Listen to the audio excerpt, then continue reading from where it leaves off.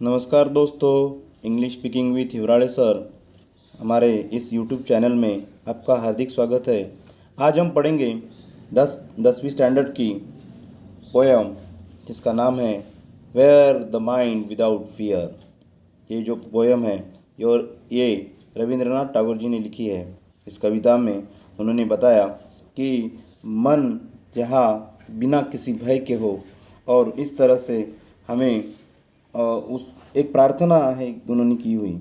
इस प्रार्थना में हमें उन्होंने कहा है, ये जो कविता है उन्होंने 1910 में बंगाली भाषा में लिखी और इसे इंग्लिश में ट्रांसलेट किया उन्होंने 1912 में, और उन्हीं के किताब गीतांजलि को 1913 में नोबेल प्राइज़ मिला है।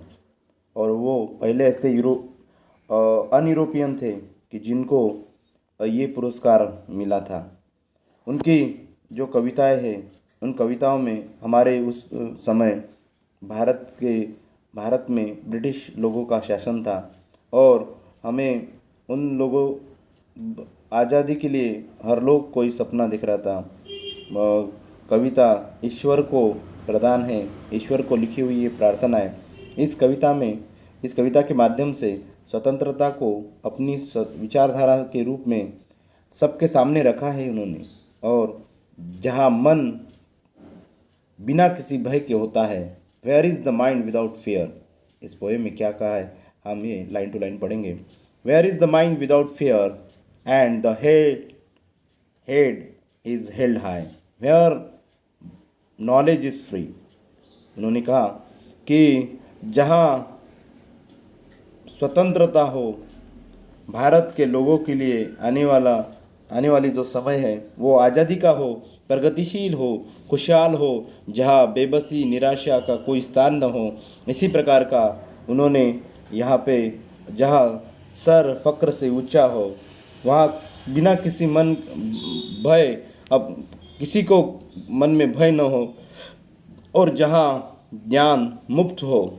और इसी तरह से उन्होंने कहा where the world has not been broken into the fragments by narrow domestic wars, where the words come out from the depth of truth, where the tireless striving stretches its arm toward perfection, where the clear stream of reason has not lost its way into the dreary desert sand of the dead habit, where the mind is led forward by thee into ever wending through and action into that heaven of freedom. My father, let my country awake.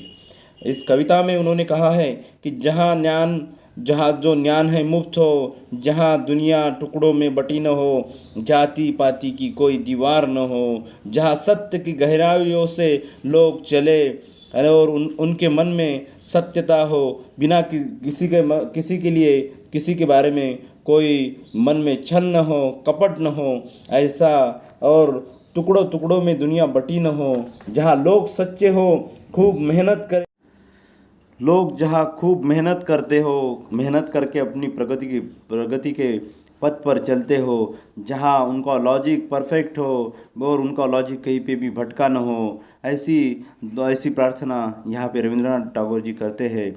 ऐसी आदतें जो हमें हमारे देश को नुकसान की ओर ले जाती हो, और जहाँ हमारी सोच बड़ी हो, विचारों के साथ हमारे कदम भी बड़े हो, हम भारत को ऐसी जन्नत, ऐसी आज़ादी, ऐसी स्वतंत्रता की जन्नत में आगे ले चलते हुए रविंद्रनाथ टैगोर जी ने ये कहा है कि where the mind is forward the into the ever winding through thought and action into that heaven of freedom. My father, let me country awake.